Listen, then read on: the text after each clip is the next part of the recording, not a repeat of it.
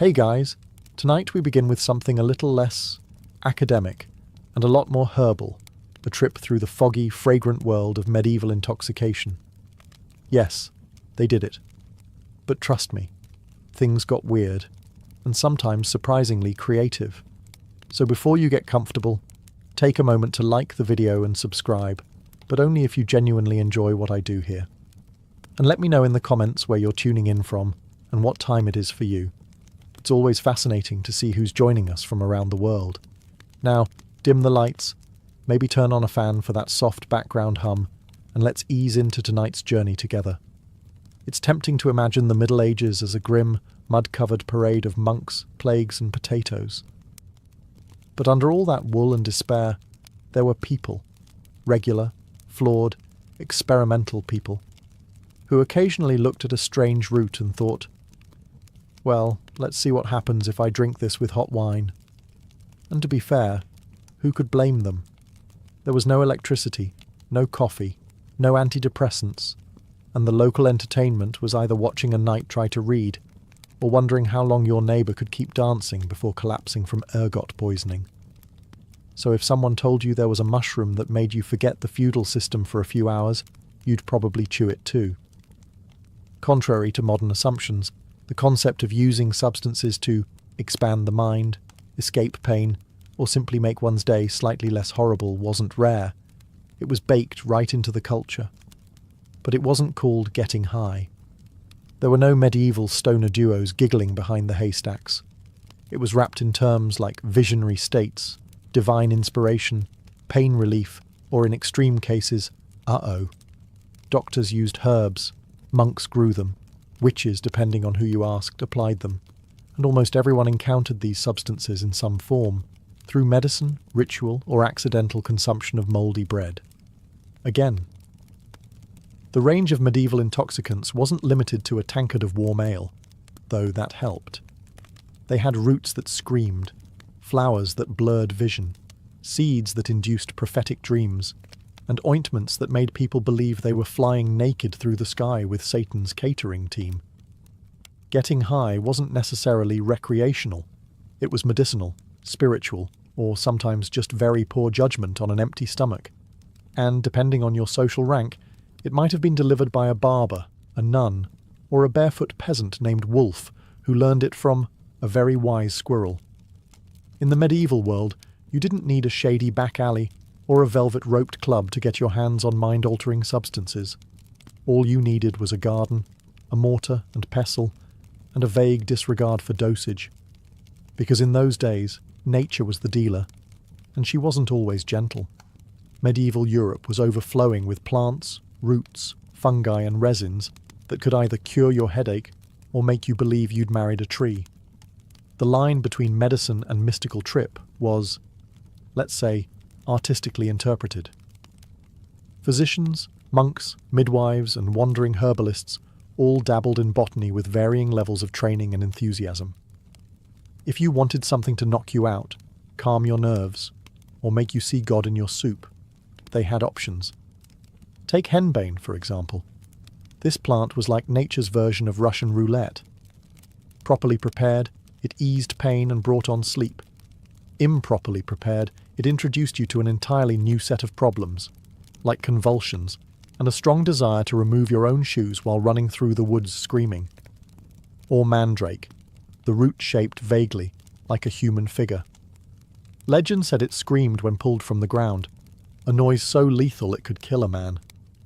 That didn't stop people from digging it up anyway, usually by tying it to a dog and standing far away. Ingesting mandrake could induce unconsciousness, visions, and, on a good day, prophetic dreams. On a bad day, well, you wouldn't be needing herbs anymore. Then there was belladonna, also known as deadly nightshade, which is exactly the kind of name that screams, maybe not. It was used to dilate pupils for beauty, but also to treat pain, cause hallucinations, and, on occasion, death. Medieval self-care was a bold business. These herbs were often combined into teas, tinctures, oils, or those famous flying ointments we'll get to soon. And they weren't always consumed voluntarily. Sometimes They were applied during religious ceremonies, medical procedures, or by a well-meaning apothecary who thought a little extra root can't hurt, but hurt it could. Ah, henbane, the medieval equivalent of let's see what this button does. Known to botanists as Hyoscyamus niger, and to everyone else as the stuff that made Uncle Bernard think he was a duck, henbane was a staple of the Middle Ages' unofficial pharmacy. Used across Europe for centuries, henbane wasn't just a casual plant, it was a mood. Monks recorded its properties in herbals. Physicians used it to dull pain. Witches used it to ride broomsticks through their imaginations. And peasants? Peasants mostly hoped not to eat it by accident. So, what exactly did henbane do? Well, that depends. In small doses, it acted as a sedative. It could ease toothaches, help with insomnia, and make childbirth slightly less traumatic. In other words, it was the medieval version of take two and try not to scream. But in larger doses, or just poorly timed ones, henbane could cause delirium, hallucinations, wild agitation, and in some cases, a heartfelt conversation with a turnip you thought was your deceased grandmother. It contains scopolamine and hyoscyamine, which interfere with neurotransmitters in the brain. To put it non-scientifically, your medieval brain gets weird, fast. Visual distortions, disorientation, dry mouth, extreme thirst, and spontaneous outbursts of interpretive dance were all on the menu. Henbane was often smoked, brewed into teas, or even combined with fat and smeared on the skin. A popular delivery method for anyone who didn't like their consciousness arranged in a linear fashion. Now, was it legal? Technically, yes. Controlled substances weren't a thing yet. But it was controversial, especially with the church. Anything that altered perception was suspicious. Visions were supposed to come from saints, not shrubs. Still, henbane had fans. Among healers, mystics, and people with nothing to lose. It even made its way into beer recipes before being banned in favour of safer additives like hops. Few plants in the medieval world were as feared, revered, and dramatically misunderstood as mandrake, a root so potent and weirdly human-shaped that it sparked a mix of botany, folklore, and sheer panic. Botanically known as Mandragora officinarum, the mandrake was associated with sleep, hallucinations, fertility, and a high probability of either mystical visions or waking up in a ditch next to a confused goat. Either way, something happened. Medieval herbalists believed that the root, which often resembled a stubby, contorted human figure, contained powerful magical and medicinal properties. It was a sedative, an anesthetic, an aphrodisiac, and, according to some, a conduit to prophetic dreams. You could boil it in wine to calm pain, or you could inhale its fumes and immediately question all your life decisions. But the real fame of the mandrake came from its alleged habit of screaming when uprooted. Yes, screaming. As in, don't pull me out of the dirt or you'll die from the noise kind of screaming. Medieval texts warned that simply hearing the mandrake's cry could kill a man, which naturally led to some creative harvesting techniques. The most famous involved tying the root to a dog, walking away, and letting the poor animal do the dirty work. The assumption was that the dog would die instead of you, a plan that raises some ethical red flags, even by medieval standards. Once harvested, and the dog properly mourned, the mandrake could be dried, powdered, steeped, or worn as a charm. Some people even carried tiny mandrake figures in pouches to ward off evil or promote fertility, because nothing says romance like a mummified root that sounds like it's seen things.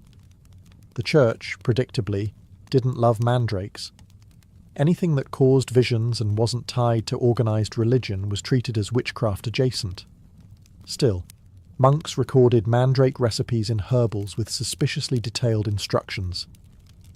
Used correctly, mandrake could dull pain before surgery, treat insomnia, and create trippy, vivid dreams.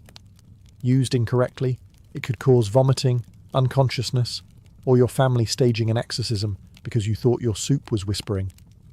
Let's say you're a medieval noblewoman hoping to attract attention at a feast. You could wear your best linen. You could braid flowers into your hair. Or if you were really serious, you could drip literal poison into your eyes. Enter Belladonna, also known as Atropa Belladonna, or more honestly, Deadly Nightshade.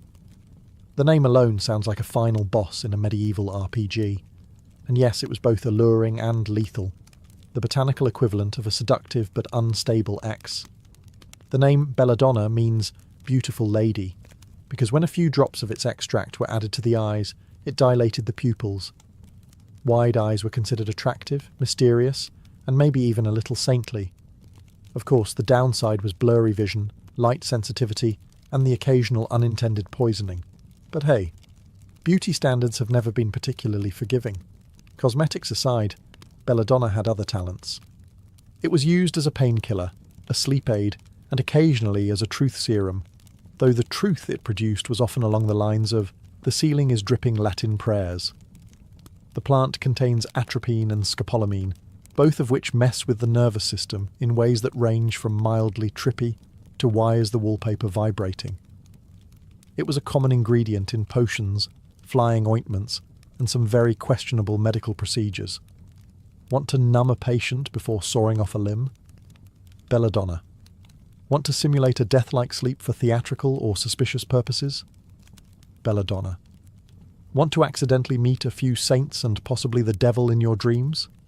You get the idea. And yet, despite its toxicity, Belladonna was part of the medieval medical toolkit. Physicians used it carefully, or recklessly, depending on how bad the plague was that week. And it shows up in herbals, recipes, and love charms across Europe. Before modern edibles came in discreet packaging and fruity flavours, medieval folks were already getting inventive, just not with chocolate. Instead, they relied on ointments, balms, tinctures, and potions. And let's be clear, the word ointment rarely inspires confidence, especially when it contains ingredients like belladonna, fat from a black cat, and a questionable amount of hemlock stirred counterclockwise under a full moon. Welcome to the world of medieval transdermal delivery systems, or, in plain English, rubbing weird paste on your skin and hoping for the best. These concoctions weren't made for a casual weekend buzz. Many were tied to rituals, folk medicine, and spiritual experiences. They could knock you out, send you into ecstatic trances, or, if misused, cause you to believe you were turning into a lizard. Application was often topical, which sounds safer, until you learn the preferred absorption points were the mucous membranes. Yes, those membranes. Cue the infamous flying ointments associated with witches, a lovely blend of henbane, mandrake, belladonna, and pig fat, often applied to, let's just say, intimate areas. The goal? A euphoric sensation of flying. The result? Either a transcendent astral journey, or waking up in a haystack with half your teeth and no memory of how you got there. Beyond the salves, medieval potions were often consumed in wine, broth, or some liquid that smelled like regret.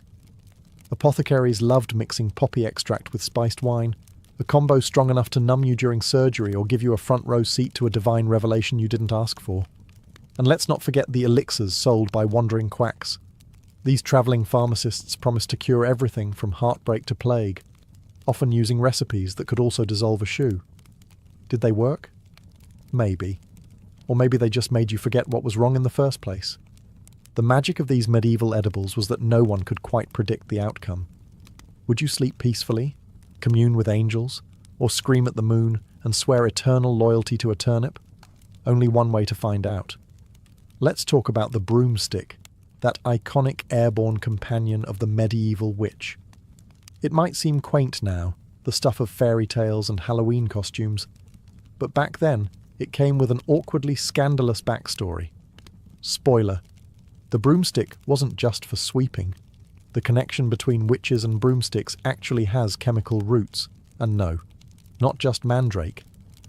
Historical records, especially those written by suspicious inquisitors, describe witches using flying ointments, thick, trance-inducing salves made from plants like henbane, belladonna, and datura. all of which are about as friendly as a drunk porcupine. But here's the kicker. These ointments weren't taken by mouth. Why? Because the ingredients were toxic, and stomachs are famously ungrateful. Instead, they were applied, topically. And by topically, we mean mucous membranes. And by mucous membranes, we mean, yes, exactly what you're thinking. Hence the broomstick. Or, as some sources delicately phrased it, a staff anointed for transportation. The handle was used as a vehicle for applying the ointment to areas with high absorption. Not exactly PG, but highly effective. Within minutes, users reported visions of flying through the night sky, attending feasts with the devil, or simply hovering above the village like the world's most confused drone. Of course, these were hallucinations. But in an age where medicine, magic, and mysticism shared a bunk bed, no one questioned it much. Inquisitors and theologians took note, of course, not because they were interested in pharmacology, but because they saw flying as evidence of consorting with demons, which is ironic, considering the hallucinations were chemically induced and deeply unreliable. But when has medieval justice ever needed evidence?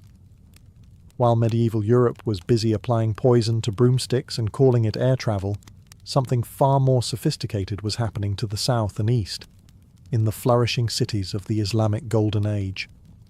Enter hashish, the plant-based answer to existential dread and camel traffic. Derived from cannabis resin, hashish was widely used in regions like Persia, Egypt, and the Levant.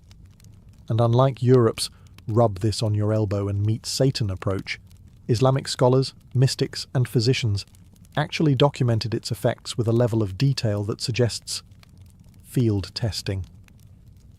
Hashish was often consumed orally, usually mixed with honey, spices, or other herbs, making it the first edible to actually taste good, as opposed to medieval Europe's tradition of bitter teas and things that smelled like spoiled socks. Its use wasn't just recreational, though yes, that absolutely happened.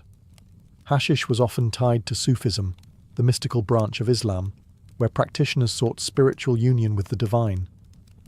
Hashish was believed to help dissolve the ego, clear the mind, and initiate deep contemplation, or, at the very least, encourage long, thoughtful stares at walls.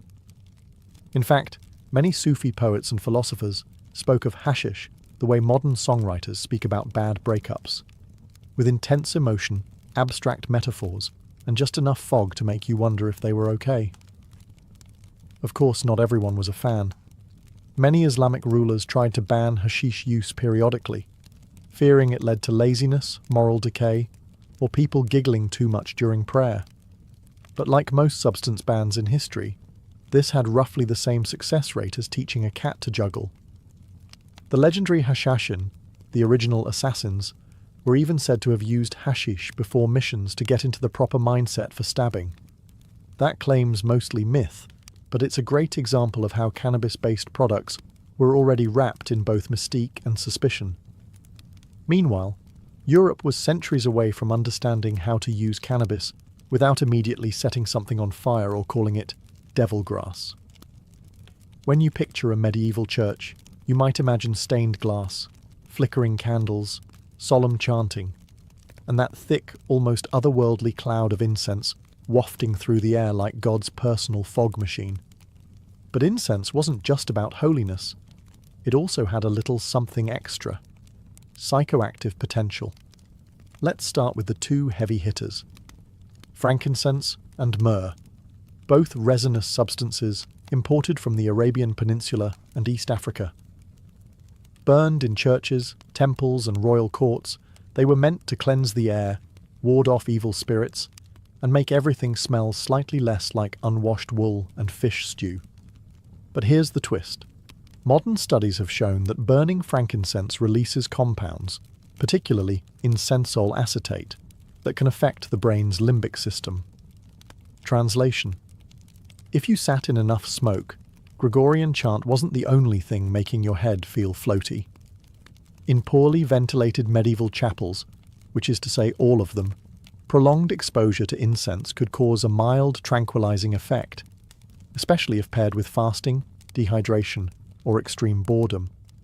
It wasn't uncommon for monks or devotees to report visions during long services, and while they often credited divine inspiration, it's possible some were just lightly buzzed from resin fumes. And if you think this was limited to Christian spaces, think again. Incense was a common fixture in mosques, synagogues, Buddhist temples, and even pre-Christian pagan rites. It transcended religion. Everyone loves a good vibe, apparently. Clerics insisted the incense helped lift the soul to heaven.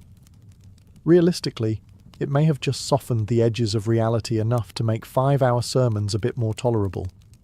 Think of it as the medieval equivalent of putting on lo-fi beats and lighting a scented candle, but with more Latin and less chill. If there was one thing medieval people could count on, besides taxes and the occasional plague, it was alcohol.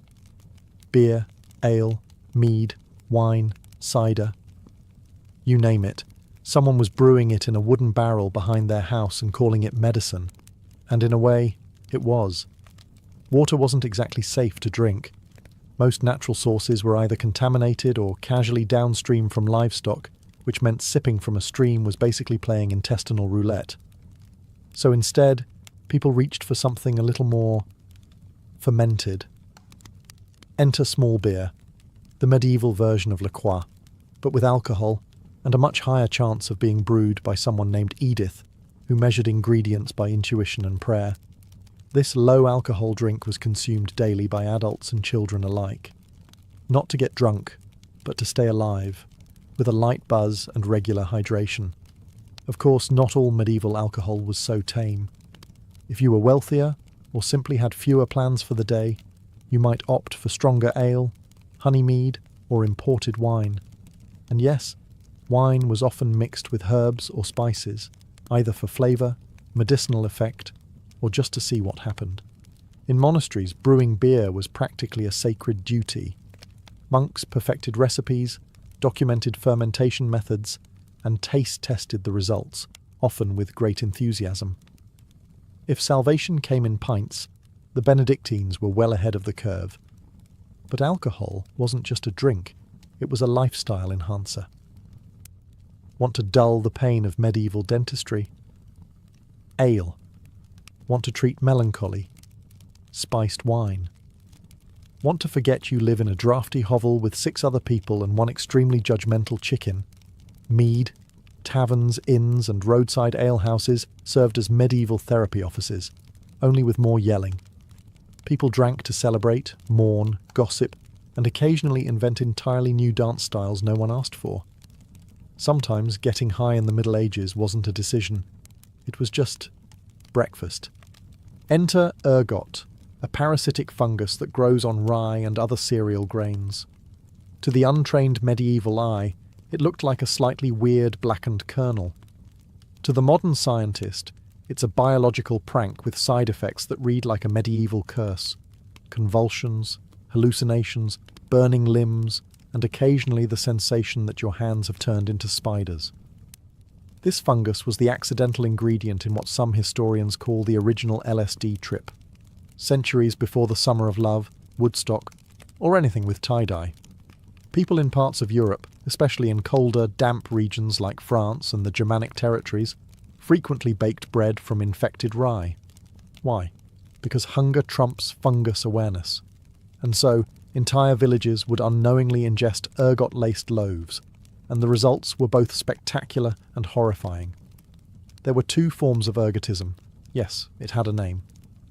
Convulsive ergotism, characterized by muscle spasms, seizures, hallucinations, and fits of laughter or panic. Gangrenous ergotism, where blood flow was cut off, leading to limbs blackening, shriveling, and falling off. Not ideal for dinner parties. Local outbreaks led to bizarre public behaviour, including dancing plagues, where groups of people danced uncontrollably for days, sometimes until death. At the time, it was blamed on demons, divine punishment, or moral weakness. But in reality, it may have just been a mass case of unintentional mushroom toast. Ironically, the Order of St. Anthony, which ran hospitals for the afflicted, helped treat victims of ergotism, often by feeding them wheat-based diets instead of rye. So yes, the cure was different bread. Did people connect the dots? Not really. To a medieval baker, bread was either fine or definitely possessed. And no one was testing for psychoactive alkaloids in their porridge. They were too busy trying not to be excommunicated. Even today, some scholars believe ergot played a role in the Salem witch trials. Hallucinations, fits, paranoia, all very ergoty. But that's still debated. What's not debated? Medieval Europe got high on toast and didn't even know it. You've heard of magic mushrooms. You've heard of flying ointments. But have you ever heard of mad honey? Yes, in a few special corners of the medieval world, even the bees were in on it. This wasn't your average grocery store honey, mind you.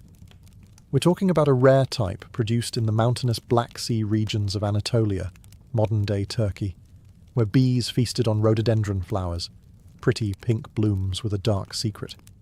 They're laced with granotoxins, naturally occurring compounds that don't play nicely with the human nervous system. The result? Mad honey.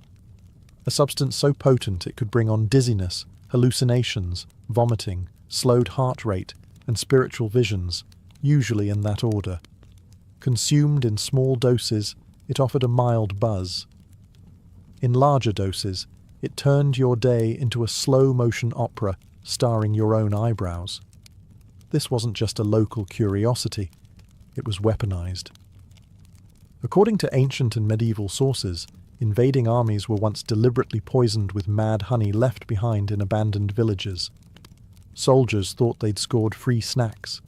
Instead, they ended up convulsing on the forest floor, realizing too late that bee puke is not to be trusted. Greek and Roman authors like Xenophon and Strabo wrote about these effects centuries earlier, but the use persisted well into the Middle Ages. Locals knew how to handle the stuff. A little on bread for a headache, a little in wine for visions, or none at all if you actually wanted to remember your own name by dusk. Mad honey became known as a remedy and a recreational substance, especially in mystical or folk healing traditions. Some users claimed it brought prophetic dreams, while others just woke up clutching a potato they believed was their uncle. Results varied, and yes, it was traded. Some ambitious merchants sold it in small ceramic jars, usually without dosage instructions, because who needs warning labels when you live in an era where leeches are considered sophisticated medicine? Not everyone in the Middle Ages was a priest, a noble, or a plague-ridden peasant. Some folks operated in the shadowy margins of society as shamans, herbalists, cunning folk, and other semi-legitimate practitioners of medicine and mischief. Think of them as medieval pharmacists with zero regulation and a deep personal relationship with moss. These were the people you visited when the local physician suggested bloodletting for your toothache. They had no degrees, but they had herbal knowledge passed down through generations, often learned by watching grandma treat boils with bark and dignity. And when it came to mind-altering substances, these folks were your go-to. They knew which plants to grind into paste, which roots to soak in wine, and how much of a given herb would make you dream of angels instead of accidentally join them. Whether you were looking to relieve pain, induce visions, curse your neighbour, or have an out-of-body experience during laundry, they had a remedy, or three. Many of these practitioners were women, midwives, wise women, and healers who were essential to their communities and deeply feared by authority figures. Not because they were cackling into cauldrons, but because they knew too much and didn't need Latin to explain it. Their remedies often included henbane, mandrake, belladonna, and poppy derivatives.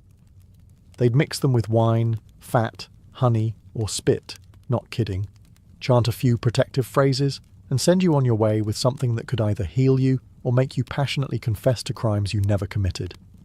Of course, if anything went wrong, say a hallucination involving flying goats or the sudden urge to marry a tree, blame shifted quickly from bad batch to witchcraft. The church and local authorities kept one eye on these folk, and the other eye nervously twitching. Still, communities relied on them. When your child had a fever, when your joints ached, or when you needed to contact a dead relative to ask where they hid the rent money, These were the people you turned to. They weren't doctors. They weren't priests. They were the original underground wellness influencers.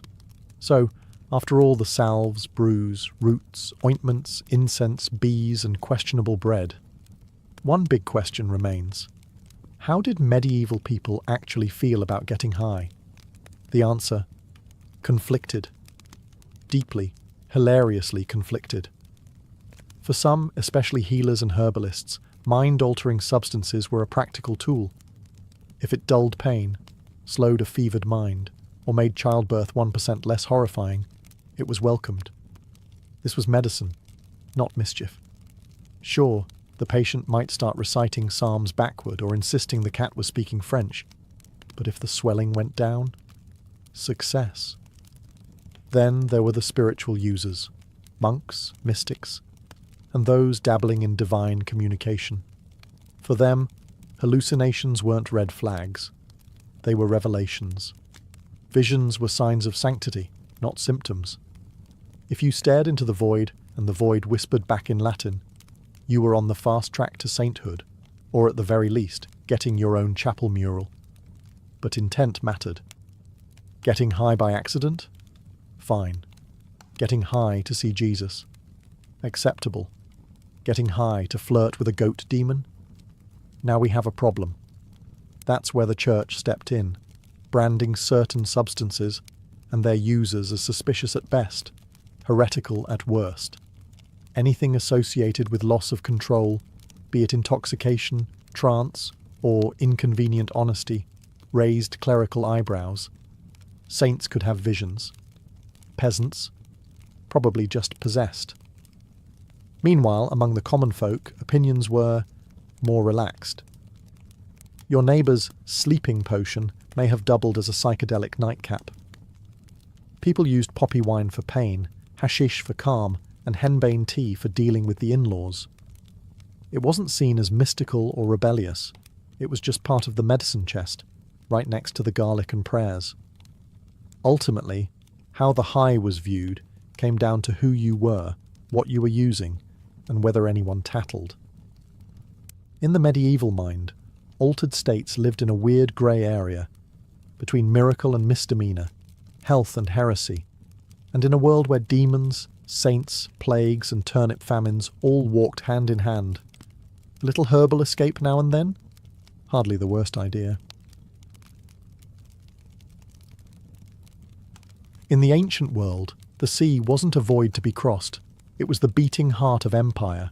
It carried grain, gold, messages, soldiers, and sometimes war. Whoever commanded the seas didn't just own the water. They dictated the fate of entire civilizations. Unlike land warfare, where terrain shaped battles, naval warfare was about control of flow, of trade, of communication, and of access.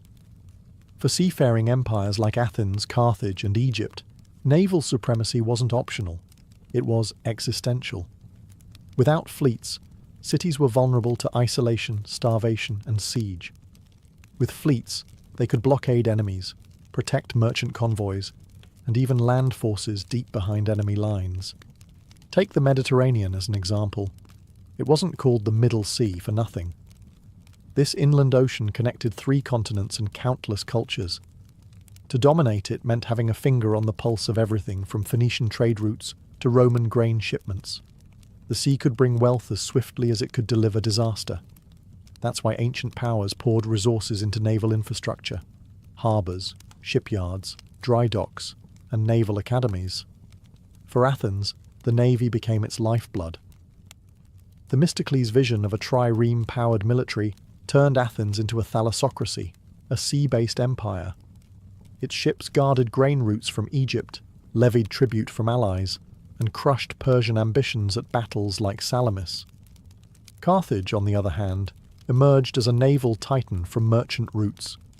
Its dockyards were among the most advanced of the ancient world, producing warships on an almost industrial scale. Carthaginian dominance wasn't just about military power. It was backed by generations of sailors and navigators who understood the sea like a second skin. Egypt, with its strategic location at the mouth of the Nile and Red Sea, also relied heavily on fleets to protect trade with the Levant and Nubia. Although more riverine in orientation, Egyptian warships evolved into seafaring vessels capable of skirmishing with pirates and escorting treasure ships. In all these cases, naval warfare wasn't a sideshow, it was the main event. The sea was where rivals clashed, alliances were broken, and empires either flourished or floundered. Mastery of naval tactics, technology, and geography gave rise to legends. And when those fleets burned or sank, so too did the fortunes of the mighty. The trireme was not just a ship, it was a weapon. Sleek, fast, and deadly, it defined ancient naval warfare across the Mediterranean. And though many city-states built them, none wielded them quite like the Athenians. With 3 tiers of oars and a bronze-tipped ram, the trireme was the ancient equivalent of a guided missile, one powered by sweat, rhythm, and strategy. A typical trireme measured about 120 feet long and just 18 feet wide. Narrow, yes, but that was the point. Its slim hull allowed it to slice through water with minimal drag, while its low draft let it operate close to shore for raids and landings. The name trireme comes from its 3 rows of oars, stacked vertically. These weren't random rowers either. Each was a trained seaman, knowing how to move in unison at speeds of up to 9 knots in battle. The trireme's most fearsome feature, the ram, a bronze-sheathed prow reinforced with oak, designed to smash into enemy hulls with devastating force. But ramming wasn't just about speed, it required precise timing and angle. Hit too straight, and your own ship might get stuck or even capsize. Skilled captains like those in the Athenian navy perfected the art of the diekplaus, a maneuver that involved slipping through enemy lines, turning quickly, and striking exposed flanks. Above deck, the trireme carried a small contingent of marines, usually around 10 to 20 heavily armed hoplites, and a few archers. Their role was to board enemy vessels or defend against boarding. But make no mistake, a trireme was not a floating fortress. It relied on agility, not armour. One wrong move, and you were kindling. What made the Athenian trireme fleet truly revolutionary wasn't just the ship itself, it was the system behind it. Funded by the Theorica, a public naval fund, Athens built and maintained hundreds of triremes. Citizens, even the poorest, served as rowers, creating a strange kind of democracy at sea. When Athens beat the Persian fleet at Salamis in 480 BCE, it wasn't aristocrats who rode to victory, it was the common people. Ancient naval combat wasn't a cannon-blasting slugfest. It was more like high-speed chess with the occasional street brawl. The primary goal?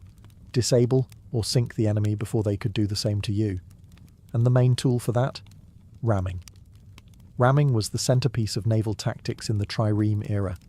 The goal was to pierce an enemy's hull below the waterline using the ship's bronze-tipped prow. A well-placed ram could send a vessel to the bottom in minutes. But it wasn't as simple as charge forward.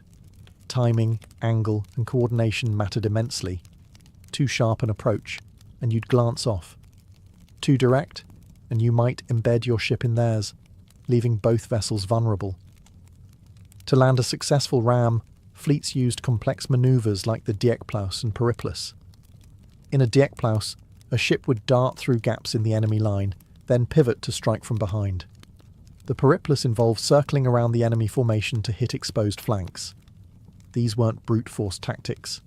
They were precision strikes, dependent on the rower's synchronization and the captain's foresight. But sometimes, things didn't go to plan. Rams missed. Ships locked together. Oars snapped. That's when Plan B came in. Boarding. Boarding turned the naval fight into a land-style melee. Once 2 ships collided or locked, Marines would leap aboard the enemy vessel with swords, spears, and shields. These weren't delicate affairs. Boarding was brutal, close-quarters combat, more like a gang brawl than an orderly phalanx. Archers and slingers added chaos from the upper decks, picking off anyone who showed too much helmet. Some fleets, like those of the Romans, eventually favoured boarding over ramming. They even built special devices like the corvus, a boarding plank with a spike that could hook onto enemy ships and turn sea battles into floating land fights. This tactic helped Rome defeat more experienced Carthaginian sailors during the First Punic War, because what Romans lacked in seamanship, they made up for in sheer infantry strength. Of course, this also meant naval battles became even bloodier and more chaotic. There was no retreat once boarding began. It was kill or be killed, on a deck slick with salt water, blood, and broken timbers. If ramming was the scalpel of ancient naval warfare, then fire was its sledgehammer. There was no more terrifying sight than a flaming ship bearing down on your fleet. Fire ships were the naval world's version of controlled chaos, a weapon so dangerous that it often threatened the attacker as much as the enemy. Though not as common as triremes or boarding actions, fire tactics emerged early and evolved over time. The basic principle was simple: load a ship with flammable materials, pitch, tar, sulfur, resin, oil, and set it alight before sending it toward enemy vessels. Ideally, the fire ship would drift into tightly packed enemy lines, igniting sails, decks, and anything else unfortunate enough to be flammable. One of the earliest documented uses of fire ships comes from the Greco-Persian conflicts, where desperate defenders tried to repel naval invasions by hurling flaming rafts or boats toward enemy galleys. In the confined spaces of a harbour or strait, where manoeuvrability was limited, a single fire ship could cause mass panic and break formations. But fire at sea was a double-edged sword. Winds could shift, flames could backfire. A poorly timed fire ship could destroy your own fleet as easily as the enemy's. This is why fire was often reserved for desperate moments, blockades, surprise attacks, or last stands where the risk was worth the havoc. The most sophisticated development in ancient incendiary warfare came with Greek fire, a mysterious and fearsome weapon developed by the Byzantine Empire centuries later, but inspired by ancient fire tactics. Greek fire could allegedly burn on water and couldn't be extinguished with standard methods.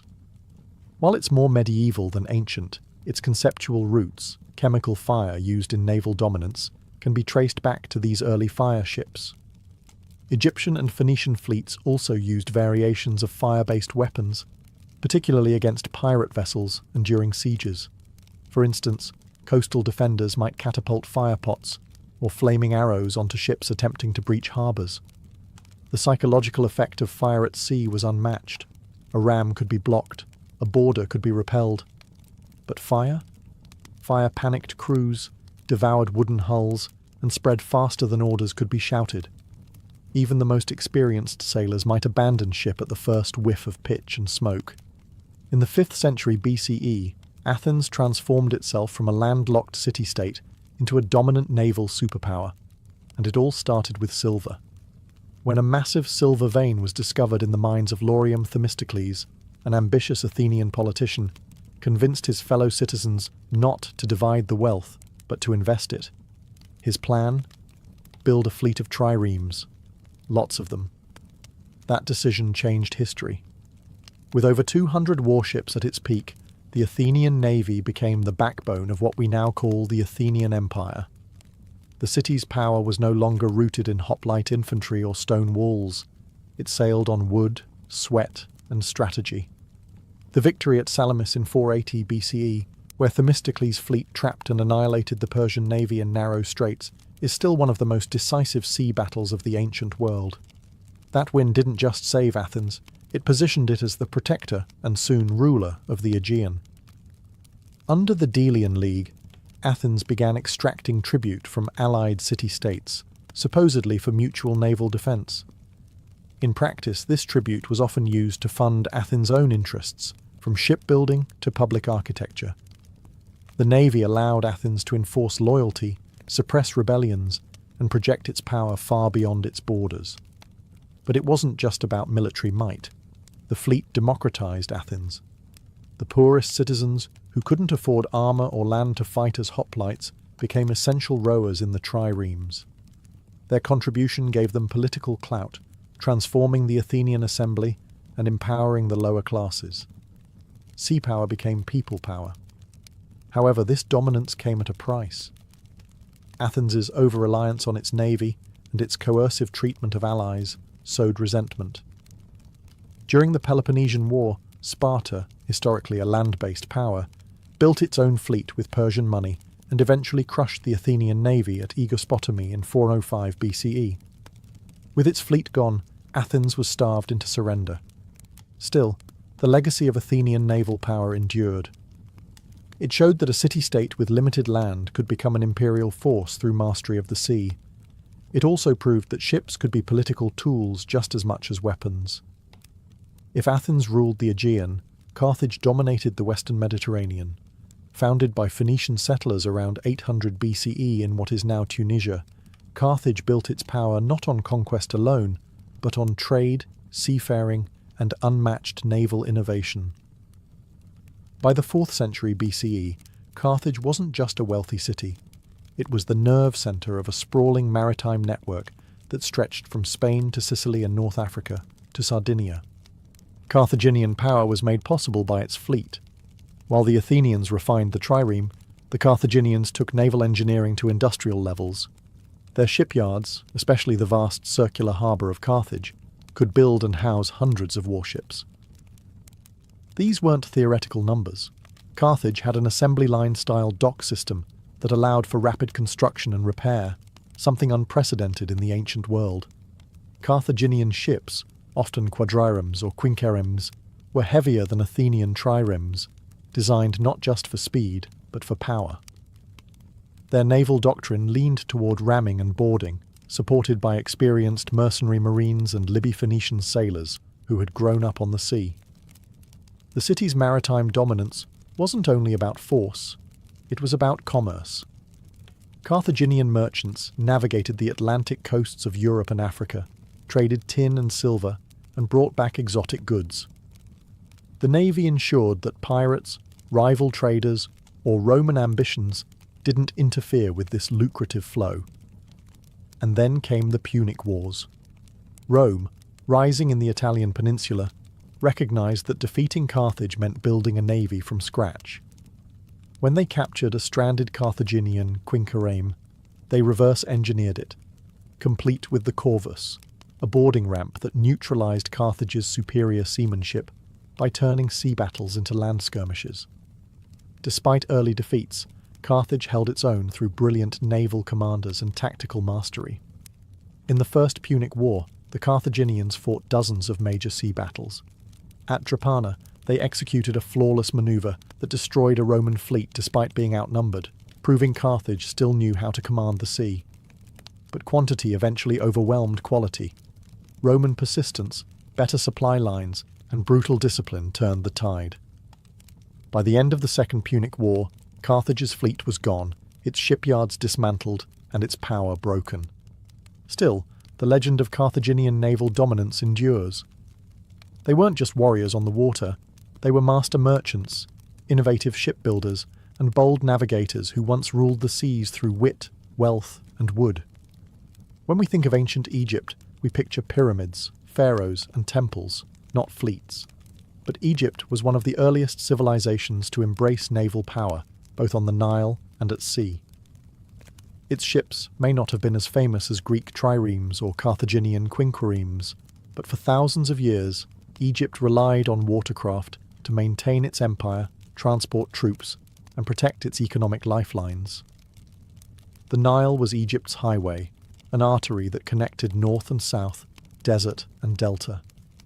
As early as 3000 BCE, Egyptian shipbuilders were crafting vessels from bundled papyrus reeds, and later, cedar wood imported from Lebanon. These riverboats transported grain, gold, soldiers, and even colossal statues. Pharaohs led naval expeditions southward into Nubia and eastward across the Red Sea to Punt, a mysterious land rich in incense, ivory, and exotic animals. But Egypt's naval ambitions weren't limited to the river. By the time of the New Kingdom, in 1550-1070 BCE, Egypt developed seagoing fleets capable of challenging pirates, repelling invasions, and projecting power beyond its borders. Under rulers like Thutmose III and Ramesses III, Egypt used warships in campaigns against the Sea Peoples, a confederation of raiders who threatened the eastern Mediterranean. These battles, recorded in vivid reliefs at Medinet Habu, show Egyptian archers firing from ships and marines engaging in brutal close combat aboard narrow wooden decks. Unlike the oared triremes of Greece, Egyptian seafaring ships were broad, sail-driven vessels with limited maneuverability.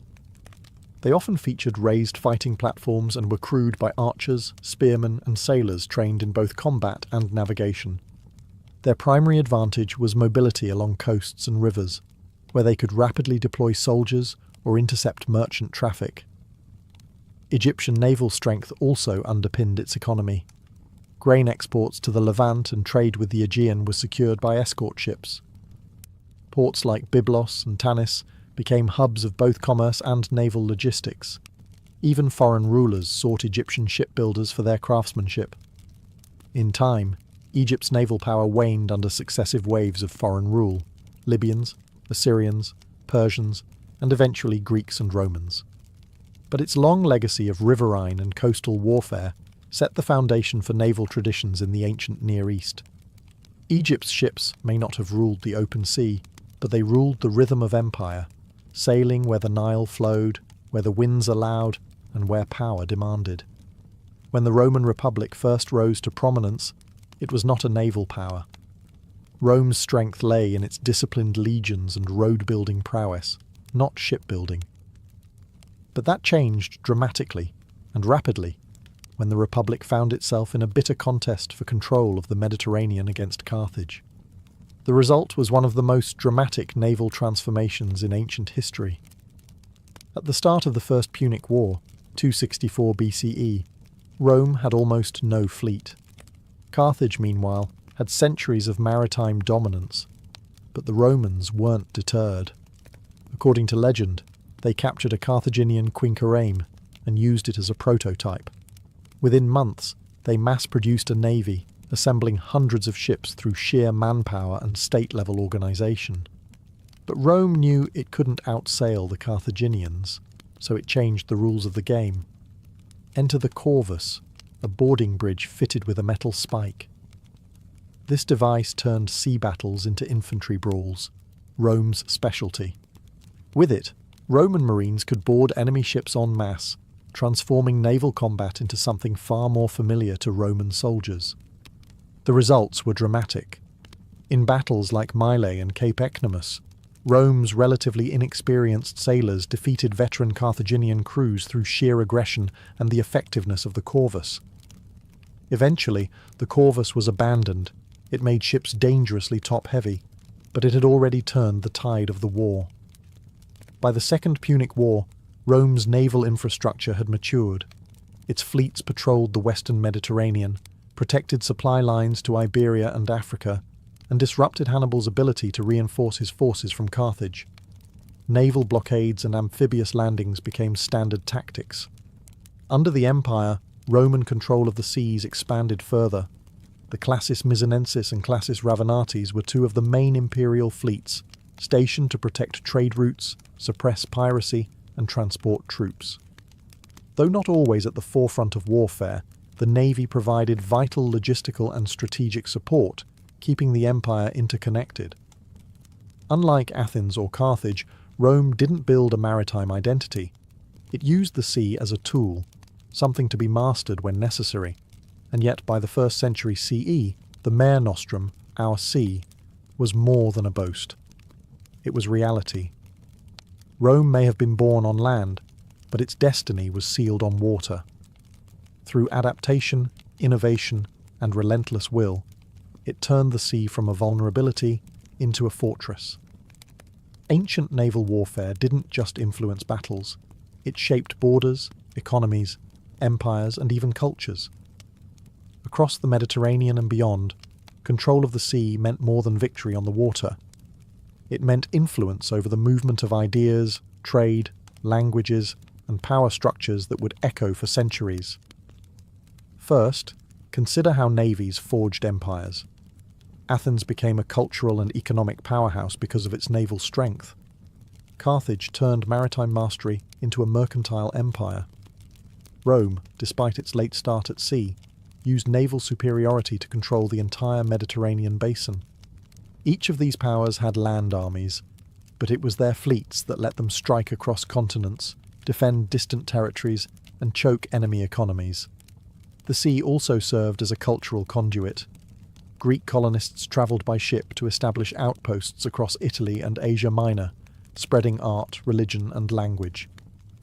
Egyptian ships brought papyrus, gold, and sacred knowledge to foreign courts. Phoenician mariners transmitted their alphabet and their gods to nearly every shore they touched. Naval power was never just martial, it was civilizational. Technologically, ancient navies pushed shipbuilding to new heights. The development of the trireme, and later larger polyremes, was not just military advancement, it was a revolution in engineering. Harbours became logistical hubs. Navigation techniques improved. Standardized ship designs laid the groundwork for maritime architecture, still visible in later Byzantine and Islamic navies. Even economic systems evolved because of navies. Protected sea routes allowed for stable trade across vast distances, enabling luxury goods, like silks, spices, wine, and tin, to move between far-flung cultures. Cities with strong fleets like Alexandria or Rhodes became wealthy cosmopolitan centres. Where fleets thrived, so did markets, artists, scholars, and revolutionaries. And then there was the psychological legacy. Fire ships, ramming tactics, boarding actions, these left lasting impressions on how warfare was imagined. They introduced the idea that the sea itself could be a weapon, that mobility and control, rather than just brute force, could win wars. Today, we remember many of these empires for their land conquests, but their sea conquests were just as vital, and often more enduring. Ancient naval warfare wasn't just about who had the fastest ship or the sharpest ram. It was about who understood the sea as a stage, not just for war, but for history itself. In the end, the triremes may be gone, but their wake still ripples through time. Cyrus the Great was born around 600 BCE in the region of Anshan, then a vassal kingdom under Median rule. His family, the Achaemenids, claimed noble descent and ruled a small but respected Persian domain. But nothing about Cyrus's early life hinted that he would one day create one of the largest empires the world had ever seen. And yet, from the very beginning, legend surrounded him. Greek historian Herodotus gives us one of the most dramatic origin stories in ancient biography. According to Herodotus, King Astyages of Media, Cyrus's grandfather, had a dream that his daughter's son would overthrow him. Interpreters confirmed his worst fear. The child would be a threat to his throne.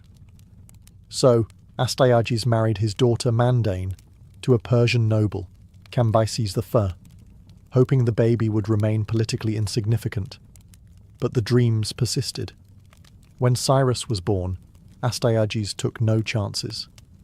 He ordered a loyal servant, Harpagus, to kill the child. Harpagus, reluctant to commit such an act, delegated the gruesome task to a shepherd. But instead of abandoning the infant, the shepherd raised Cyrus as his own, hiding him in the mountains and treating him like a common herder's son. As Cyrus grew, so did his charisma.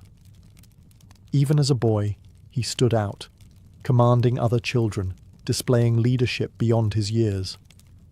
Eventually, rumours reached the court. A noble child living as a shepherd. Astyages investigated, and the truth unravelled. Surprisingly, he spared Cyrus, perhaps seeing no threat, or perhaps haunted by guilt. Harpagus, however, was not so lucky. In a grim punishment, Astyages killed Harpagus's son and served him as a meal at court. Meanwhile, Cyrus was sent back to Persia to live under his father Cambyses' care, now recognised openly as a prince of noble blood. What the Median king didn't know was that he had just ensured his own downfall, for Cyrus's time among shepherds and nobles alike gave him a unique understanding of people, both the powerful and the humble. Whether Herodotus's version is fact or fable, the story captures the aura that would always surround Cyrus. From near death in infancy to destiny-defying survival, his early life planted the seeds of greatness. He would not only challenge Astyages, but redefine kingship itself. By the mid-6th century BCE, Cyrus was no longer just a Persian prince. He was a calculating and ambitious leader poised to challenge the regional status quo. At that time, the Median Empire, ruled by King Astyages, still held sway over Persia. But the balance of power was shifting, and Cyrus was ready to tip the scales. The catalyst was betrayal. According to multiple sources, including Herodotus and the Babylonian Chronicle, the Median general Harpagus, the very man ordered years earlier to kill baby Cyrus, had never forgotten the cruel fate of his son. Now, years later, he was in a position to act. Secretly, he sent messages to Cyrus, encouraging him to rise up and promising support from within the Median ranks. It was the beginning of a revolt that would shake the ancient world. Around 553 BCE, Cyrus officially rebelled. Persia, once a subordinate kingdom, now declared independence and war. What followed was not a single decisive battle, but a series of prolonged campaigns. Over 3 years, Cyrus's forces pushed deeper into Median territory, drawing support from disaffected nobles and regional allies. His reputation grew not just for military competence, but for restraint. He often spared the lives of surrendered enemies, earning both fear and admiration. Meanwhile, Astyages' court was unravelling. Loyalty eroded. When the final confrontation came around 550 BCE, it wasn't the Medes who triumphed. It was Cyrus. Astyages was betrayed by his own army, and the once mighty Median Empire crumbled almost overnight. Cyrus entered Ecbatana, the Median capital, not as a barbarian conqueror but as a new kind of ruler. He respected local traditions, preserved Median administrative structures, and incorporated many Medes into his growing government. This policy of inclusion would become a hallmark of his rule. With Media under his control, Cyrus unified the Iranian plateau. But this wasn't the end, it was the beginning. By overthrowing the Medes, he not only liberated Persia from vassalage, but also inherited their empire. He now ruled lands stretching from modern-day Iran to parts of Central Asia. Fresh from his triumph over the Medes, Cyrus the Great turned his gaze westward, toward the fabulously wealthy kingdom of Lydia, ruled by the legendary Croesus. Croesus was no ordinary king. He was one of the richest men of his time, his name becoming a byword for immense wealth. His capital, Sardis, gleamed with luxury, and his armies were well equipped with cavalry and seasoned troops. But Croesus made a fatal mistake. He underestimated Cyrus. Seeking to preempt Persian expansion, Croesus formed alliances with Egypt and Babylon, and consulted the Oracle of Delphi. The oracle famously told him that if he crossed the river Halys to attack Persia, he would destroy a great empire. Encouraged, Croesus launched an invasion, only to discover that the empire he would destroy was his own. The two forces clashed near the Halys River in 547 BCE. After a fiercely contested battle, Croesus withdrew to Sardis, believing the campaign season had ended, and that he could regroup in the spring with allied reinforcements. But Cyrus did something unexpected.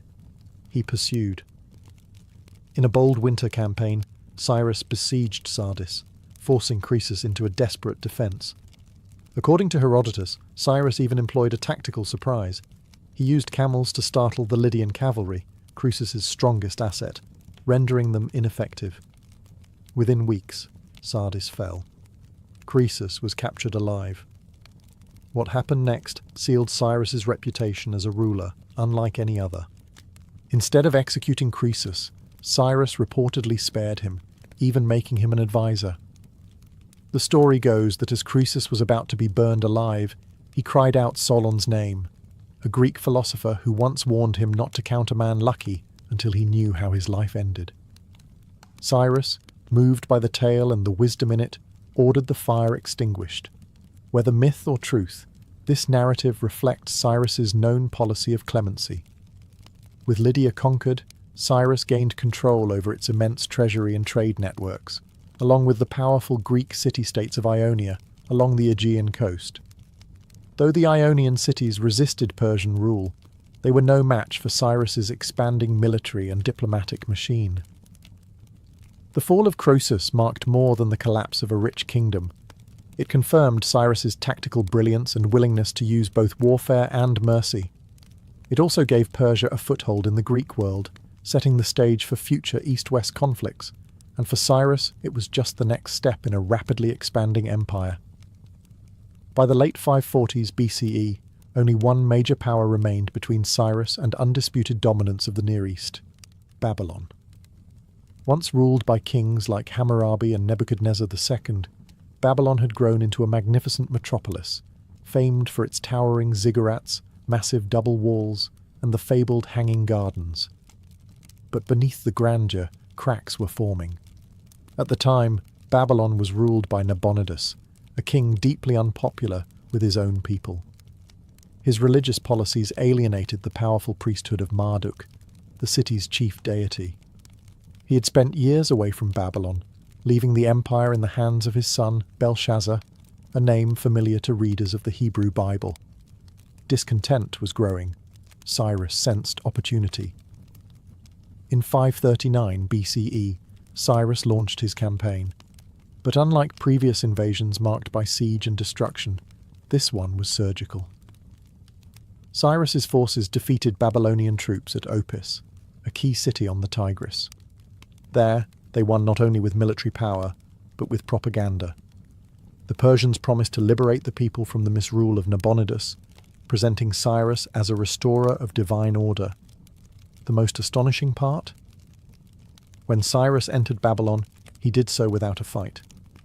According to the Nabonidus Chronicle and later Greek sources, the city gates were opened to him, perhaps through political negotiation, perhaps due to internal betrayal. Regardless, Cyrus marched into Babylon as a liberator, not a conqueror. He respected the city's temples, participated in religious ceremonies, and declared in the famous Cyrus Cylinder that he had been chosen by Marduk himself to restore peace and justice. This document, often called the world's first Charter of Human Rights, records Cyrus's policies of tolerance, temple restoration, and repatriation of displaced peoples. Among those affected were the Jews, exiled from Jerusalem decades earlier by Babylonian kings. Cyrus issued an edict allowing them to return home and rebuild the temple in Jerusalem, an act so significant that the Hebrew Bible refers to him as God's anointed, a title otherwise reserved for Israelite kings. After entering Babylon in 539 BCE, Cyrus the Great didn't just take the throne, he rewrote the rules of empire. One of the most remarkable artifacts of his reign is the Cyrus Cylinder, a clay document inscribed in Akkadian cuneiform, often hailed as the world's first charter of human rights. While modern scholars debate that claim, there's no doubt that the cylinder offers a revolutionary glimpse into how Cyrus saw power, not as domination, but as stewardship. In the text, Cyrus proclaims himself chosen by Marduk, Babylon's chief deity, to restore order and justice after the misrule of Nabonidus. But this wasn't mere flattery. Cyrus backed his words with action. He restored temples to their proper function, allowed displaced peoples to return to their homelands, and explicitly stated that he would not oppress his subjects or alter their local traditions. One of the most famous outcomes of this policy was the liberation of the Jews from Babylonian exile.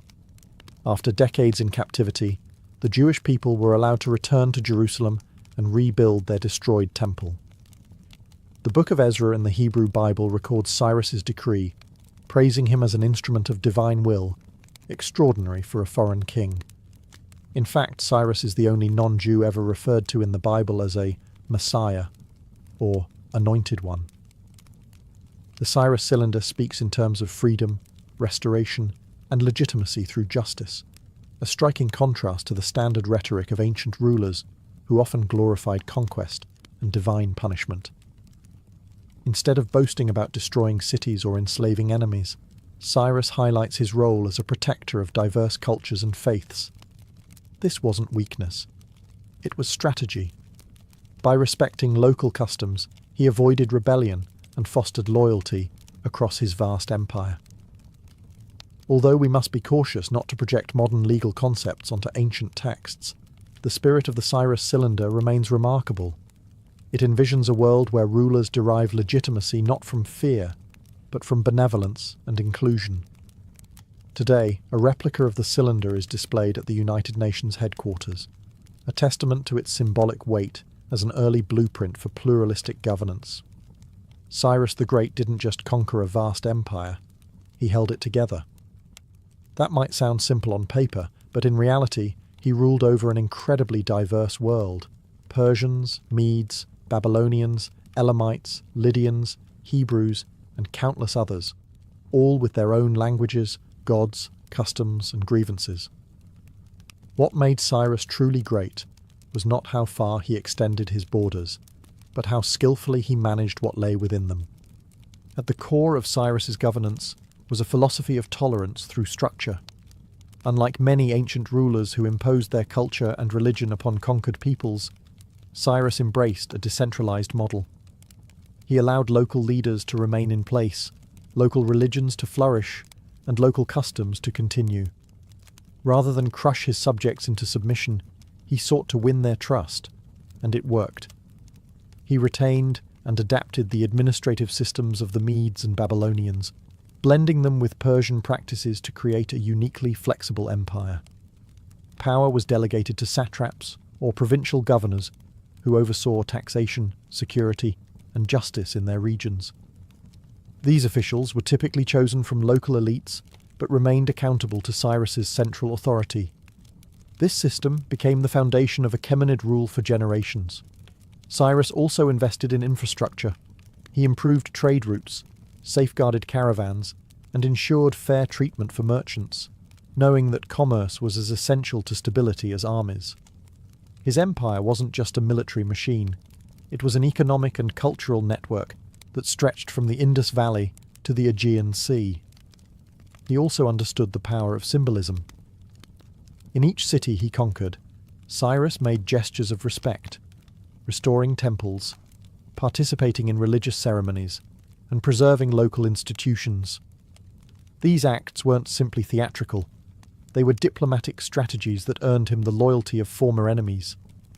Most remarkable was how little resistance his rule provoked. Cyrus didn't just avoid rebellions, he often inspired admiration. Even the Greeks, typically disdainful of barbarians, viewed him as a wise and just king. Xenophon, the Athenian historian, would later write Cyropedia, a partly fictionalized but deeply admiring biography of Cyrus, presenting him as the model of enlightened leadership. By the end of his reign, Cyrus the Great had reshaped the ancient world. From the Aegean Sea to the mountains of Central Asia, his empire stretched farther than any before it. But like many great conquerors, his ambition pushed him toward one final campaign, this time into the steppes of the northeast. It would be his last. Around 530 BCE, Cyrus set out to confront the Massagetæ, a confederation of nomadic tribes living east of the Caspian Sea. These fierce horse-riding warriors were led by Queen Tomyris, a ruler remembered as both a military leader and a symbol of defiance. Her people were seen by Persians as uncivilized but dangerous, a threat to the empire's expanding borders. The details of the campaign are murky, shaped largely by Herodotus's dramatic and likely embellished account. According to the Greek historian, Cyrus first attempted diplomacy, proposing marriage to Queen Tomyris. She saw it for what it was, a political ploy. When diplomacy failed, Cyrus resorted to trickery. He left behind a banquet of wine and rich food, knowing the Massagetæ were unaccustomed to alcohol. After a drunken celebration, many of her warriors were ambushed and slaughtered, including her son. Devastated and enraged, Tomyris swore vengeance. In the climactic battle that followed, the Massagetæ overwhelmed the Persian forces. Cyrus was killed in combat. Herodotus even claims that Tomyris had his body decapitated and placed his severed head in a skin filled with blood, declaring, "Drink your fill of blood, you who thirsted for it." While the gruesome ending may be more myth than fact, what's certain is this. Cyrus died during this campaign, far from the great cities he had conquered. His body was eventually returned to Pasargadae, the capital he founded in Persia, and buried in a modest yet dignified tomb, still standing today as a testament to his legacy. His death marked the end of an era. The throne passed to his son Cambyses II, who would continue the empire's expansion, notably into Egypt. But Cyrus's unique blend of tolerance, strategy, and visionary leadership would not be easily replicated. When Cyrus the Great died, he left behind more than a vast empire. He left behind a political blueprint, a philosophical precedent, and a reputation so revered that even centuries later his name inspired awe. The Achaemenid Empire, founded by Cyrus, was the largest the world had ever seen to that point, stretching from the Aegean to the Indus. But it wasn't just size that mattered. It was how it functioned. Cyrus's policies of inclusion, tolerance, and administrative innovation continued under his successors.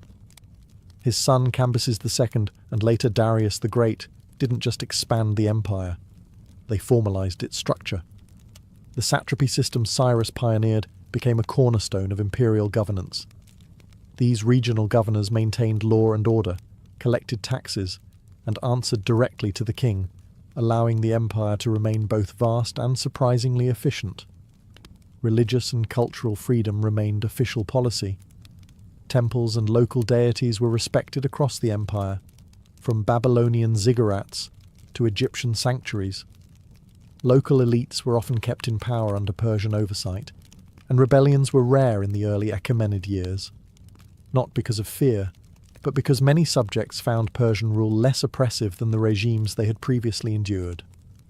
Cyrus also helped to establish the idea of kingship as a moral role, not just a political one. He wasn't merely king of Persia.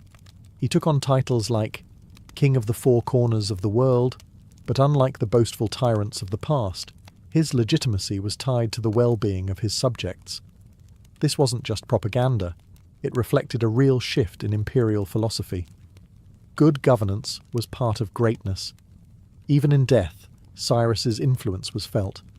His tomb at Pasargadae, a simple limestone structure, stood as a symbol of humility and permanence.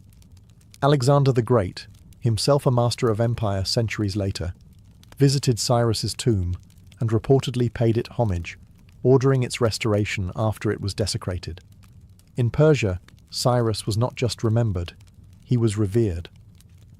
Later Persian dynasties would invoke his legacy to legitimize their own rule. Zoroastrian priests associated him with divine justice, and Iranian national identity continues to celebrate him as the father of the nation. Cyrus the Great's influence didn't end with his death, or even with the fall of his empire. Over the centuries, his legacy grew beyond borders, faiths, and cultures, cementing him not just as a Persian hero, but as a globally admired figure whose example echoed through time. In the Hebrew Bible, Cyrus is described not as a pagan tyrant, but as a divinely appointed liberator. The book of Isaiah refers to him as the anointed of the Lord, a title otherwise reserved for Israelite kings. His decree allowing the Jews to return to Jerusalem and rebuild the temple marked a turning point in Jewish history. For many, he remains a righteous Gentile, a rare example of a powerful ruler who used his might to restore, not destroy, faith and freedom. In Greece, despite centuries of conflict with Persia, Cyrus was often portrayed as the model monarch.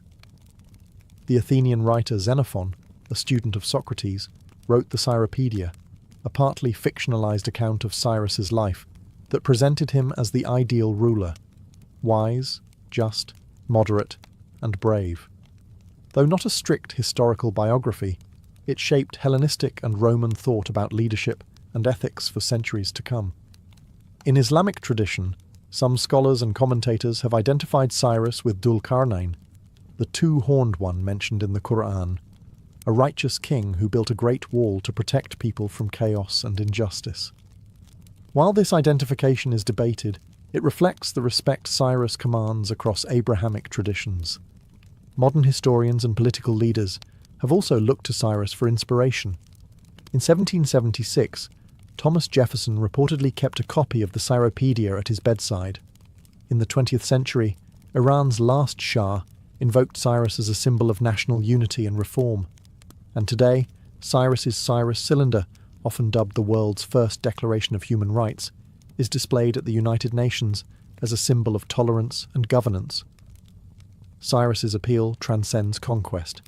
He's remembered not for cruelty or empire building alone, but for his rare ability to wield power with justice. He showed that an empire didn't have to crush difference to maintain control, and that rulers could win loyalty through respect, not fear. More than 2 millennia later, Cyrus the Great remains a paradox. A conqueror celebrated for his compassion, a king praised by those he conquered. Few figures in history command such wide admiration, and fewer still deserve it as much. In the blistering sun of the Nile Valley, the ancient Egyptians made a bold choice. Many of them shaved their heads. But this wasn't a practical decision alone. It was a symbol, a statement, a clean canvas, and upon that canvas they placed some of the most elaborate wigs the ancient world ever saw. Wigs in ancient Egypt weren't just fashionable. They were essential markers of identity, status, and purity. Men and women of high rank didn't just wear them, they flaunted them. These weren't simple accessories either. They could be made of real human hair, imported horsehair, or finely woven plant fibers. Wealthy elites often commissioned wigs with multiple layers, intricate braiding, gold beads, and even perfumed cones placed atop them. Wax-based scents that would melt slowly in the sun, covering them in luxury. For women, hairstyles were tied to femininity, fertility, and power. A noblewoman's wig might be adorned with floral decorations, colourful bands, or precious metal clasps. A priestess might wear hers in tight symmetrical rows, echoing the divine order of the gods. For men, especially those in service to Pharaoh, a thick, stylized wig reflected not just wealth, but closeness to the divine hierarchy. Children, however, had their own style. Many wore the sidelock of youth, a shaved head with one ornate braid left dangling, a symbol of childhood that would be cut off during adulthood or religious rites of passage. And then there were the bald priests. In sharp contrast to the extravagance of court wigs, priests were required to shave their entire bodies, including their heads, to maintain ritual purity. In public ceremonies, though, even they might wear ceremonial wigs, symbolizing their spiritual roles more than their individual identity. What's more fascinating is how wigs even served after death. Mummies were often buried with wigs in place, ensuring their status and beauty carried into the afterlife. Hair, in other words, wasn't just vanity. It was an eternal identity. If you picture a Viking, you likely imagine wild beards and braided hair, an image forged from equal parts archaeology, Norse sagas, and Hollywood. But there's a surprising truth in that vision. Viking hairstyles were far from random. In fact, hair was a powerful symbol in Norse society, of identity, masculinity, clan loyalty, and even seduction. Both Viking men and women took their hair seriously. In a world where physical appearance projected strength and honour, long hair wasn't a vanity, it was a statement. Men often grew their hair long and styled it meticulously. Braids, top knots, and half-shaved heads weren't just stylish, they were intimidating. A warrior walking into battle with braided locks and a thick beard wasn't just practical, keeping hair out of the eyes. He was broadcasting his readiness to fight and his resistance to fear. For Viking women, hair could be just as symbolic. Long, well-groomed hair was a marker of femininity and high status. Women often braided their hair in complex patterns, sometimes using ribbons or beads woven into the strands. A married woman might wear her hair wrapped or partially covered to signal her marital status, similar to how wedding rings work today. Some burial sites in Scandinavia even include combs, hairpins, and grooming tools, suggesting daily care and pride in appearance were important to both sexes. There was also a fascinating legal angle. In Viking law codes, hair played a role in justice. Cutting off someone's hair without permission was considered a grave insult. one that could lead to revenge, legal retribution, or full-blown blood feuds. That's because hair represented honor.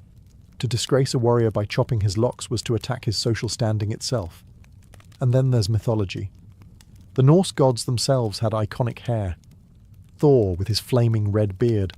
Loki's transformation tricks often involved changes in hair or shape. And of course, the goddess Sif, whose golden hair was so legendary that when Loki cut it off as a prank, he had to beg the dwarves to forge a magical replacement from real gold. Hair wasn't just mortal identity, it was divine currency.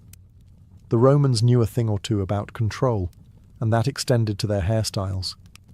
In a world where politics, class, and gender were all tightly regulated, hair became one of the subtlest yet most powerful tools of social navigation. Especially in elite circles, your locks could literally declare your allegiance, your values, and your ambition. Let's start with Roman men. In the early Republic, the ideal Roman citizen was clean-cut, conservative, and practical. Hair was short, tidy, and well-groomed. Anything longer than that was considered suspect, effeminate, foreign, or lazy. A short haircut and a clean-shaven face weren't just fashion choices. They were civic statements. They said, "I'm disciplined. I serve the state. I'm Roman." But as the empire progressed, things got fluffier. Emperors like Nero and Commodus let their curls grow out in flamboyant styles that mimicked Greek philosophers or even divine statues. Some sported what we now call the Roman topknot, a raised section of curled or piled hair at the front, sculpted to suggest intellect, youth, or refinement. These weren't accidents. They were carefully crafted public images. Hair became propaganda. For Roman women, the stakes were even higher. Hairstyles became almost architectural. The famous Flavian Tower style, a literal mountain of curls and braids pinned above the head, was a high-status look made possible only by slave labour, hot irons, and hours of work. The more elaborate the hairdo, the wealthier the woman, because it meant she had the leisure time and servants to maintain it. Hair could also show political loyalty. Empresses often debuted new styles in statues and coinage, which were then copied by upper-class women across the empire. Wearing a hairdo like the empress wasn't just flattery, it was allegiance. Meanwhile, enslaved people were often forced to keep their hair short or plain, denying them this form of expression entirely. Soldiers likewise wore practical cuts, reinforcing unity and function over flair. And then there were the rebels. Some Romans deliberately grew long hair or adopted barbarian styles to show disdain for imperial values. For example, gladiators often wore dramatic hairstyles to build stage personas, part athlete, part celebrity, part threat. In ancient Japan, hair wasn't merely a personal feature, it was an emblem of discipline, duty, and deeply rooted tradition. Nowhere was this more visible than in the iconic shonmeige, the distinctive topknot worn by samurai. This wasn't just a haircut, it was a cultural contract. Originally, the shonmeige began as a practical choice. The shaved crown kept helmets, especially the kabuto, samurai war helmets, more comfortable and secure in battle. But over time, as peace settled in during the Edo period, the style became less about combat and more about identity. The topknot became a rigid symbol of warrior status, honor, and submission to Bushido, the way of the warrior. Cutting it off wasn't just a haircut, it was symbolic death. A disgraced samurai might be ordered to remove his topknot, or do it himself, as a sign that he was no longer worthy of his rank. In extreme cases, the cutting of the topknot preceded seppuku, the ritual suicide performed to atone for shame. The hair of Japanese women also conveyed powerful social messages. During the Heian period, 794–1185, noble women grew their hair extraordinarily long, sometimes longer than their bodies, and allowed it to cascade straight down their backs in a style known as subarakashi. This wasn't just beauty, it was elegance, patience, and status. Maintaining such length required immense care, time, and wealth, traits exclusive to the aristocracy. Later, during the Edo period, women's hairstyles became increasingly ornate and stylized. Styles like the shimada, a kind of coiled bun, were adorned with pins, combs and decorations, each one coded with meaning. Certain styles indicated marital status, age, or even profession. Courtesans and geishas, for example, used dazzling and elaborate hairstyles not only to attract clients, but to signal their training stage and experience level. Hair could also be a form of rebellion. During certain shogunate rules, laws were passed restricting hairstyles based on class. Violating those codes, even by letting your hair grow the wrong way, could draw suspicion or punishment. And yet, artists, actors, and even ronin, masterless samurai, often bent the rules to make bold statements about identity and resistance. In ancient Japan, hair was bound, literally and figuratively, by duty, devotion, and drama. Whether in the silent dignity of a samurai or the elegant swirl atop a geisha's head, coiffures were acts of storytelling, honor, and deep cultural memory. Across ancient Africa, hair wasn't just a personal style, it was a language. From the intricate cornrows of the Sahel to the towering coils of the Himba, hairstyles served as identity cards, spiritual expressions, and even survival tools. Long before colonial disruption, African hair culture was a rich tapestry of symbolism, craftsmanship, and resistance. Let's begin in ancient Egypt's southern neighbour, Nubia. Nubian communities, often unfairly eclipsed in mainstream history, developed stylized braids and twists that communicated status, age, and clan. Nubian queens like Amanitore and Amanishakheto wore complex braided wigs and headpieces that rivaled even Egyptian royalty, asserting their power and beauty in bold, unmistakable terms. Further west, in what is now Nigeria, the Yoruba and Igbo peoples were already treating hair as an artistic medium.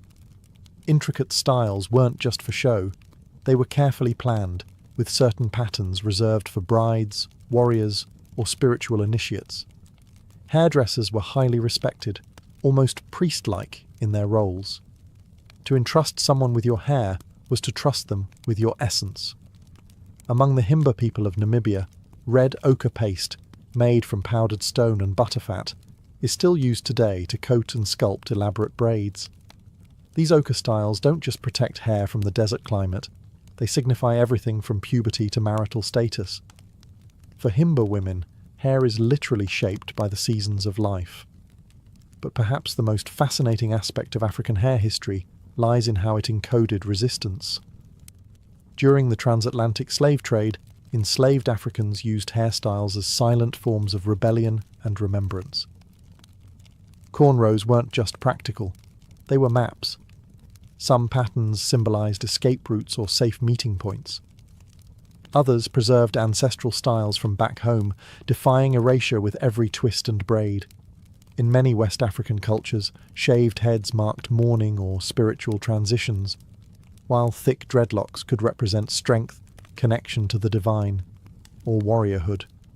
Hair was sacred, never just aesthetic. Colonialism would later stigmatize these hairstyles, pushing Eurocentric ideals of beauty. But the ancient roots of African hair culture were never fully erased. They lived on in memory, in hands, in braids passed from mother to daughter, and are now being reclaimed around the world. In ancient Greece, where marble statues and epics shaped the Western imagination, hair wasn't just a matter of personal grooming. It was a public performance of virtue, intellect, and civilization. From the tight curls of Athenian youths to the flowing locks of philosophers, hair helped define who you were in the eyes of both the gods and your fellow citizens. Let's start with the men. Early on, Greek men often wore long hair, tied back with ribbons or bands. Homeric heroes like Achilles and Odysseus are described in epic verse as having flowing or shining hair, symbolizing vitality, nobility, and divine favor. In these early periods, long hair was masculine and heroic, but by the classical era, things had changed. A well-groomed, moderately short haircut became the new ideal for Athenian men. The beard, however, stayed. It was the combo of choice for philosophers, statesmen, and teachers: Socrates, Plato, and Aristotle. All bearded. The beard was associated with wisdom and maturity, while the clean forehead and exposed face conveyed openness and reason. A long beard without long, wild hair suggested intellect over impulse, logic over emotion. In contrast, slaves and foreigners were sometimes forced to shave their heads as a mark of submission or inferiority. So, in a strange twist, having hair, at least the right kind, was a political privilege. Women's hair, on the other hand, was deeply tied to domestic virtue. In public, respectable women were expected to wear their hair up and covered, braided or coiled into buns. Hair hanging loose was often reserved for specific rituals, particularly mourning or ecstatic religious practices like the Dionysian cults, where unbound hair symbolized a break from order and social norms. Girls wore their hair down until puberty, after which their first braid was often cut and dedicated to Artemis as part of a coming-of-age ritual. This act symbolized both the end of childhood and the beginning of societal responsibility. Greek goddesses also had signature hair. Athena's neatly arranged war helmet style symbolized strategy and discipline. Aphrodite's flowing curls represented sensuality and divine beauty. Hairstyles helped mortals align with deities, borrowing divine traits by mimicking their forms. In ancient China, hair was inseparable from moral philosophy, family duty, and imperial control. From the smooth top knots of Confucian scholars to the ornate buns of Tang dynasty court ladies, every strand served a purpose, both aesthetic and symbolic. Hair was not to be altered lightly. In fact, cutting it was often considered a grave offence. Why? Because of Confucian filial piety. One of the core tenets of Confucianism was that your body, hair included, was a sacred gift from your parents. To cut, damage, or otherwise change it unnecessarily was a sign of disrespect. This belief permeated Chinese society for centuries. Even criminals faced hair shaving not just as a punishment, but as a ritual humiliation and spiritual severance. Men typically wore their hair long and tied it into a top knot or bun. Scholars, poets, and officials would often pair this with long robes and caps, signifying wisdom, composure, and loyalty to order. To see a man with loose or unkempt hair in public was deeply unsettling. It implied madness, mourning, or rebellion. For women, hairstyles were highly age and status dependent. Young girls often wore twin buns or side ponytails, styles that marked them as unmarried. Upon marriage, a woman's hair would be restyled into a more mature and formal arrangement, often a single coil or bun pinned with combs, jade ornaments, or gold hair sticks. Court ladies and empresses during the Tang dynasty took things to spectacular heights, literally. Their hair was sculpted into towering arrangements adorned with phoenix pins, flowers, and silk. There was also politics in hair. Dynastic shifts often brought forced changes in appearance. When the Manchu-led Qing dynasty conquered Ming China, they enforced the Q hairstyle, the front of the head shaved, with the rest braided into a long pigtail. This style was a hated symbol of submission to foreign rule. Many Han Chinese resisted, choosing death over what they saw as a betrayal of cultural identity. In contrast, Taoist monks shaved their heads entirely to reject worldly attachments. Buddhist monks did the same, demonstrating their detachment from the material realm and their embrace of impermanence. In ancient India, hair wasn't just a physical feature. It was sacred. It intertwined with ritual purity, caste identity, and spiritual symbolism, becoming a powerful medium of both devotion and social control.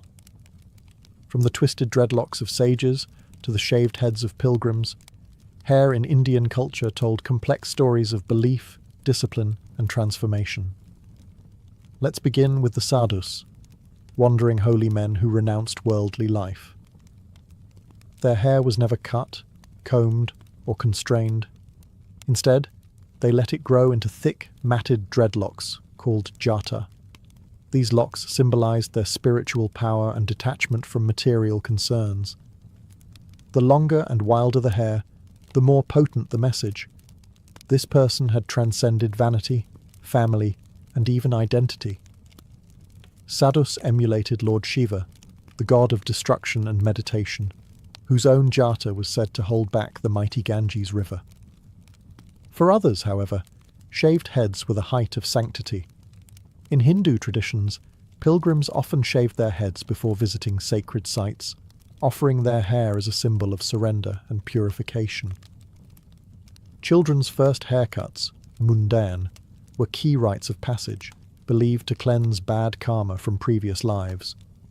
Mourning rituals also required close male relatives to shave their heads, symbolizing humility and detachment from worldly attachments. Hair also communicated caste and marital status. Upper caste men traditionally kept a single tuft of hair at the crown, the shika, after shaving the rest of the head. This top knot wasn't random.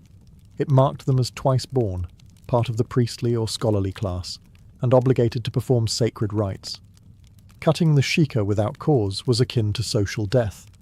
Women's hairstyles were equally symbolic. Unmarried girls typically wore their hair loose or in simple braids, while married women bound their hair into buns or coiled styles. A well-oiled, neatly braided style denoted discipline, beauty, and family honor. Ornamentation varied by region and wealth, but jasmine flowers, gold clips, and decorative combs were commonly worn during festivals and weddings. Hair was also linked to erotic power. Ancient texts like the Kama Sutra describe sensual hair arrangements, while sculptures at temple sites like Khajuraho depict women with intricately styled hair, cascading down their backs like liquid sculpture. Throughout the ancient world, hairstyles weren't just about fitting in. They were also used to stand out, resist, and rebel. In many societies, changing or rejecting a dominant hairstyle became an act of defiance, subtle or overt, against cultural norms, imperial powers, or oppressive systems. Let's begin in Judea under Roman rule. The Jewish people, governed by strict religious law, avoided the elaborate grooming favoured by Roman elites. Many Jewish men refused to shave their beards or style their hair in Roman fashion, preserving a distinct identity rooted in spiritual observance. To them, hair wasn't fashion, it was faith. And in an empire obsessed with assimilation that made their appearance a quiet form of protest. In ancient Gaul, during Julius Caesar's conquest, the Celts were known for their wild lime-washed hair, standing stiff and bright, often spiked into mohawk-like crests. Roman writers saw it as barbaric, but for the Gauls, it was war paint in follicle form. The hairstyle both terrified enemies and bonded tribes in resistance to Roman occupation. The Parthians, and later the Sassanids, two great empires east of Rome, also weaponized appearance. Their kings wore long curled hair and thick beards, symbols of divine authority and cultural pride. To the Romans, it looked exotic and effeminate. To the Persians, it was royal and ancestral. Their hair became a statement. We are not you. Even in more constrained societies, hair could be wielded as resistance. Enslaved people in various empires, from Greece to the Americas, were often forced to shave their heads to strip them of identity. But when they were able, they used hair to preserve lineage, memory, and rebellion. Braids concealed seeds, beads held meaning, and styles recreated maps, myths, or secret messages. Women too rebelled with hair. In Sparta, unmarried women famously wore their hair short, in contrast to the long locks of other Greek women, an expression of independence and readiness for physical activity. Roman women occasionally rejected the latest courtly trends to align with philosophical ideals, such as Stoicism or early Christianity, embracing simpler, modest styles. And when emperors fell, their hairstyles fell with them. Cutting one's imperial-style hair could be a dangerous but bold statement of political allegiance or dissent. In all these cases, hair wasn't merely a mirror of the world. It was a tool to reshape it. Across ancient civilizations, when voices were silenced or swords were drawn, the scalp became a canvas of resistance. A braid, a buzz, a curl. It could shout louder than words ever dared,